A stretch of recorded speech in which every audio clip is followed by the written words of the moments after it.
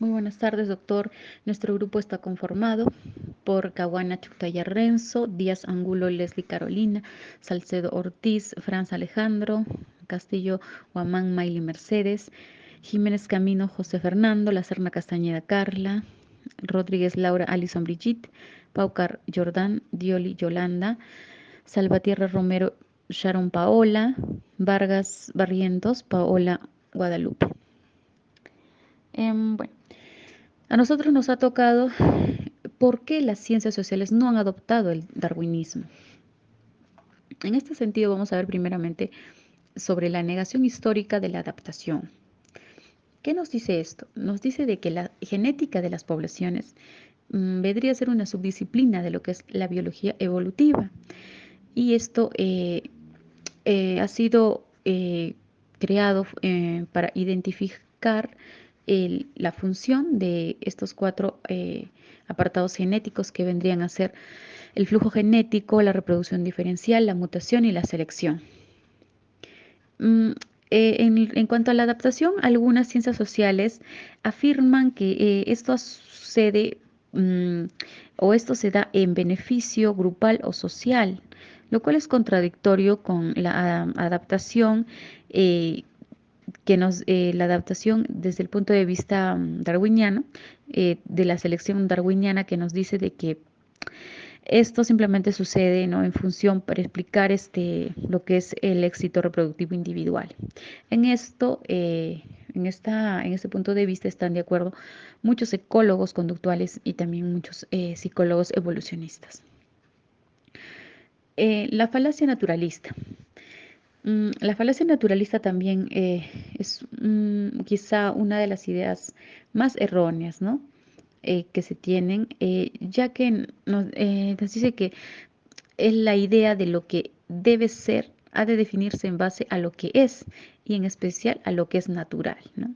Aquí hablamos de lo que es ¿no?, la naturaleza humana, según Moore, 1903. Pero la mayor parte de los trabajos que ejercen influencia en las ciencias sociales, como sabemos, son ideológicos y la mayor parte de nuestras críticas se basan en la ideología justamente. Leslie, 1990. El mito del determinismo genético. La falacia naturalista a menudo se entreteje con la idea igualmente errónea de que las explicaciones evolucionistas se basan en la suposición de que el comportamiento es determinado por genes, lo cual significa que es fijado por genes y por tanto no puede modificarse si no es cambiado estos genes, ¿no? Que típicamente, según Russell Gray, declaró que típicamente aún se considera que las explicaciones evolucionistas implican que nuestro comportamiento es programado por nuestros genes y en consecuencia el comportamiento es natural e inmutable. La incomprensión de los niveles próximo y último de las explicaciones. Muchos científicos sociales no comprenden la diferencia entre explicación próxima y última, quizá porque en su profesión se trata solo de explicaciones próximas, con un subconjunto restringido de causas próximas, por cierto, mientras que las cuestiones últimas se tratan a lo mucho con vaguedad. Un ejemplo es la afirmación de Harris,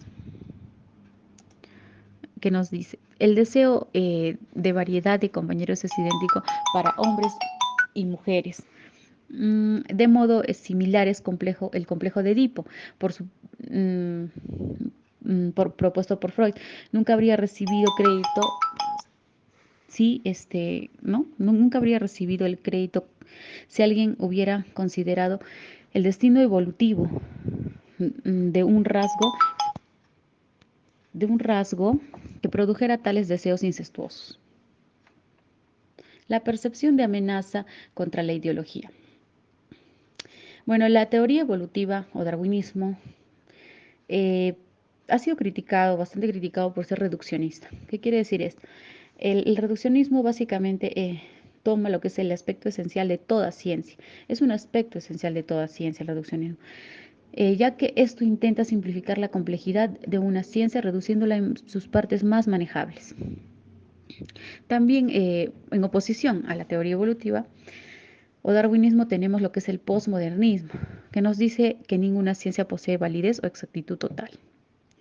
Esto, bueno, nos quiere decir también de que hasta ahora no habría ningún avance en la ciencia, ¿no? No tendría ninguna validez esto. Bien, continuamos con la amenaza al estatus y la reputación altruista.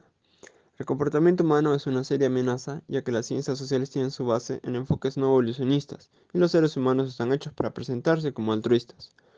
No, en contraste, el objetivo de los evolucionistas es motivar a buscar explicaciones evolucionistas sobre el origen del comportamiento humano.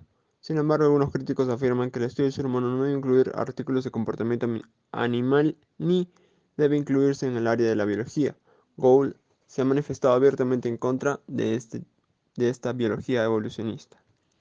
Pasamos a las pruebas procedentes de diversas culturas, ¿no? Griffin en el 71 sostiene que la violación no existe en algunas culturas. Margaret Mead en el 35 escribió acerca de los Arapech, mencionando que estos no presentaban este problema en su cultura.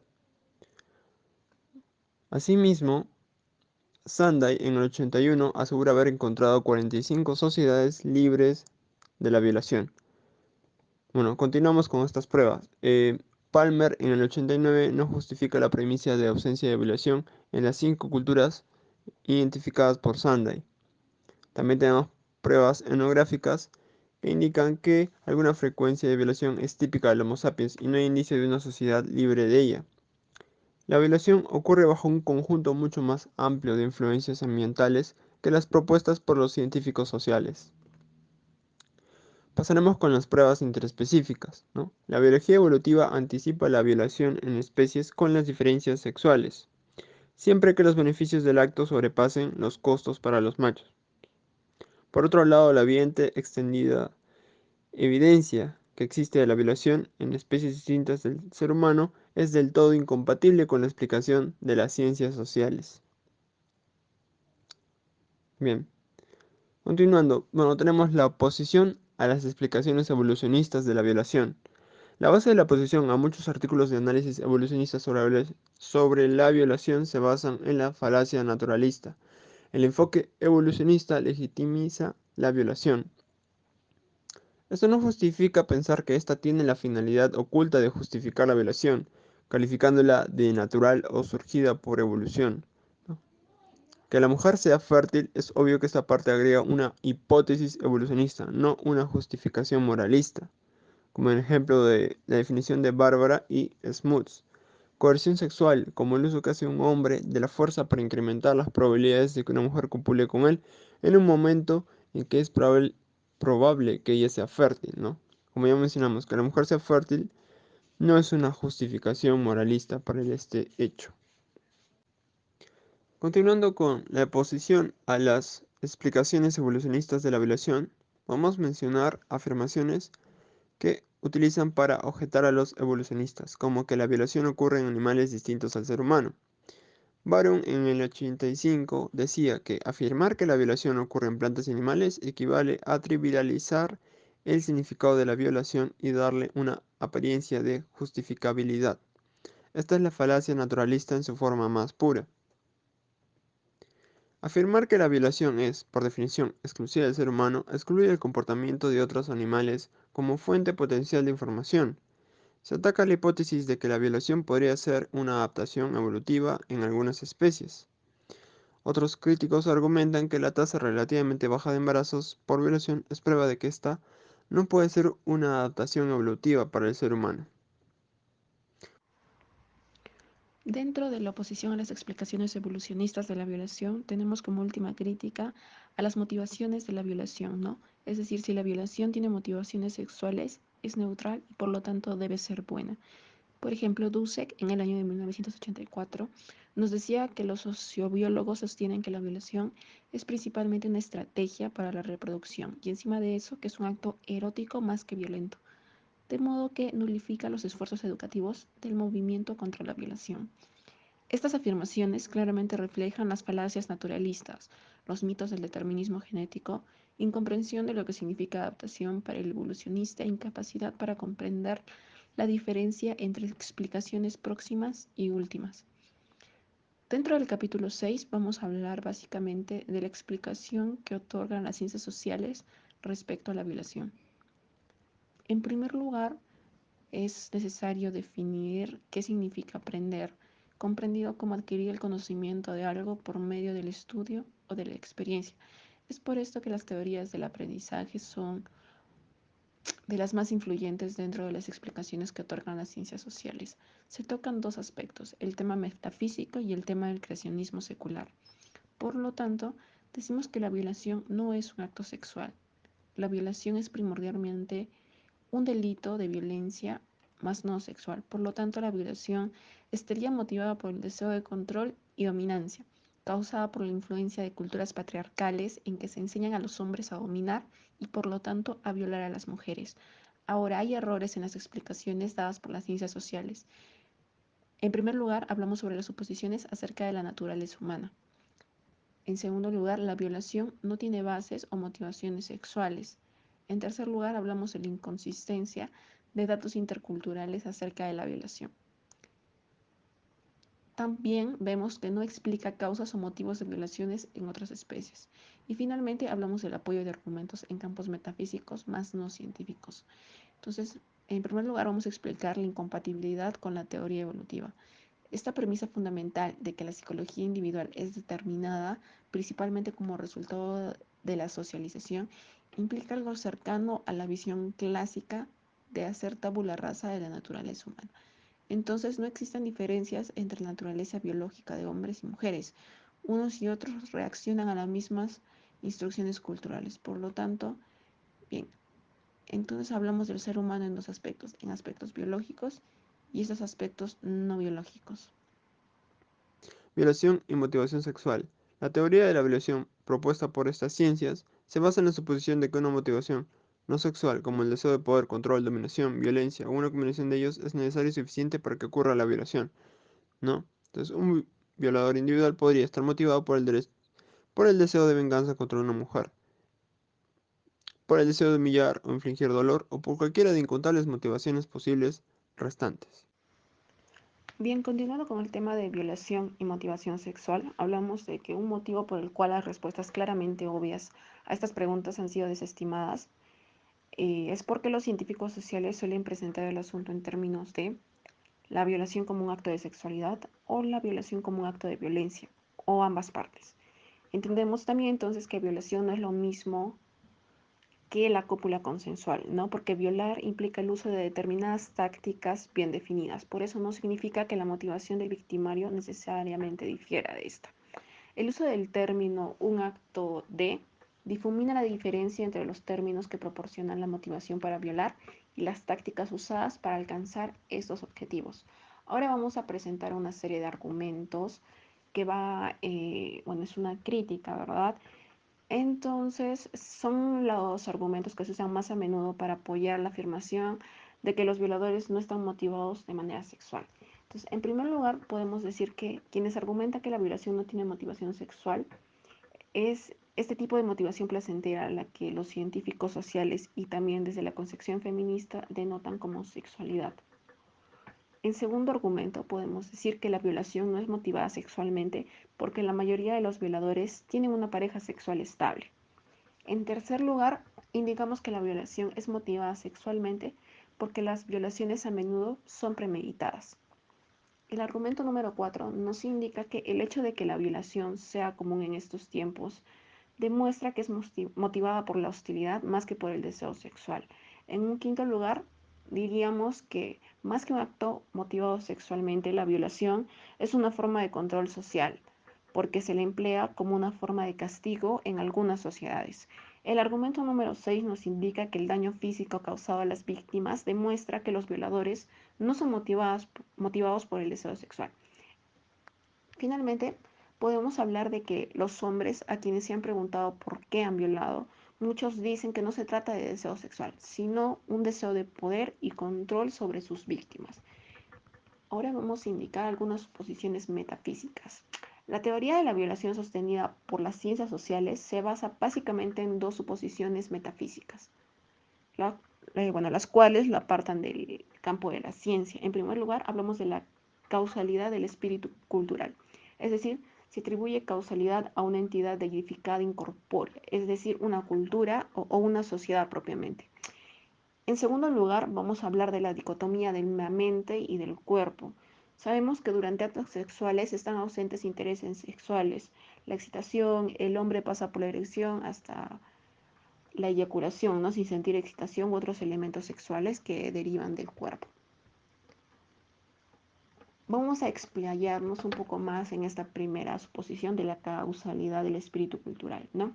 George Peter Motok nos decía que parece obvio que cultura, sistema social, conceptos supraindividuales, representaciones colectivas, mente grupal, son abstracciones conceptuales ilusorias, inferidas de observaciones de los fenómenos. Estos son, en resumen, mitologías, no ciencia, ¿no? Muchas explicaciones de las ciencias sociales siguen atribuyendo causalidad próxima a entidades grupales abstractas y metafísicas. En segundo lugar, la segunda suposición de la dicotomía de mente y cuerpo es una premisa de la teoría de la violación sostenida por las ciencias sociales. La violación no es sexualmente motivada. Es decir, es una forma extrema de la suposición dualista clásica ya descartada por la ciencia de que el cerebro es una entidad separada del cuerpo. Entonces, durante los actos sexuales, los hombres están ausentes de excitación, separando las manifestaciones corporales. Sandai, en el año de 1990, nos indicaba que en la violación el acto no va dirigido a la satisfacción sexual, sino a exhibir el miembro viril del hombre como un símbolo de poder social masculino. El producto empírico de la explicación de las ciencias sociales. Daltiazen y Jung en el 94 investigaron 1600 estudios de coerción sexual en los seres humanos, donde trabajaron psicólogos, antropólogos y sociólogos. En los resultados se obtuvo que al menos el 10% se dirigía a comprender las causas de la coerción sexual. El mensaje de estos es claramente político más que científico. El temor para los psicólogos sociales de la falacia naturalista es que si la violación era motivada por algo tan natural como el deseo sexual, entonces debía ser buena o al menos excusable. Simons, en el 79, nos dice que concluir que la violación no es un acto sexual ayuda a ver el acto sexual como algo bueno sin implicaciones negativas. Nancy y Randy Thornhill nos dicen que la importancia de la selección femenina tiene relevancia en estos casos, puesto que si la excitación sexual femenina ocurre cuando se encuentra un buen compañero, entonces es en extremo improbable que la violación sea sexualmente excitante para las mujeres. Por tanto, la violación es diferente del acto sexual, difiere de él y carece de elementos tales. El principal motivo para negar que los violadores estén sexualmente motivados surge de la ideología política. Estrich en el 87 dice que la postura de violación como violencia siempre le ha parecido el mejor enfoque desde el punto de vista teórico y estratégico. Y Scully y Maroli en el 95 dice que en un esfuerzo por cambiar actitudes que son dañinas para las víctimas de violación, se omite la participación de la sexualidad en el delito. El aceptar válido el aserto de que la violación no es un acto sexual se debe a la falacia del determinismo genético y la postura de las feministas radicales, ¿no? Se ha supuesto conceptualizar la violación como acto sexual, solo tiene implicaciones negativas para las mujeres. Influencia de la ideología en la definición de la violación, ¿no? Diferentes grupos de interés crean sus propias definiciones, utilizadas, ¿no?, para evaluar cómo influyen en el patrón de conducta de las personas. Mackinnon en el 87 dice que desde el punto de vista político llama a violación siempre que una mujer tenga contacto sexual y se sienta violada. Y Blackman en el 85 critica el enfoque evolucionista por despolitizar la palabra violación. Aferrarse a explicaciones contradictorias sin sustento obstaculiza los intentos de prevenir la violación. Para reducir con éxito la frecuencia de violaciones se requiere que ésta sea despolitizada. En medida que las señales de excitación sexual de varones dispuestos a violar precipitan la violación, el que se trate esta ayudará a prevenir las violaciones.